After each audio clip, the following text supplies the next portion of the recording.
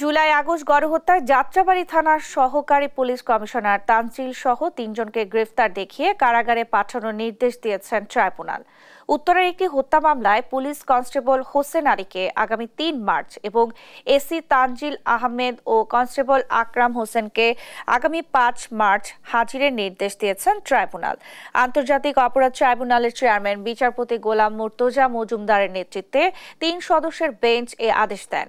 গত ২০ জুলাই যাত্রাবাড়ী এলাকায় ছাত্র ইমাম হোসেন তাইম হত্যা মামলায় ওই জোনের তখনকার পুলিশের সহকারী কমিশনার তানজিল আহমেদকে ২০ জানুয়ারি ট্রাইব্যুনালে হাজির করার নির্দেশ দেন ট্রাইব্যুনাল। একই দিন গাজীপুরের কোনাবাড়ীতে গত বছরের ৫ আগস্ট কলেজ ছাত্র মোহাম্মদ হৃদয়কে হত্যা মামলায় পুলিশের কনস্টেবল আকরামকেও হাজির করার নির্দেশ দেন আদালত। ওই আদেশের পরিপ্রেক্ষিতে সোমবার সকালে তাদের ট্রাইব্যুনালে হাজির করা হয়েছে। এছাড়া রাজধানীর উত্তরায় একটি হত্যা মামলায় পুলিশ কনস্টেবল হোসেন আলীকেও ট্রাইব্যুনালে হাজির করা হয়।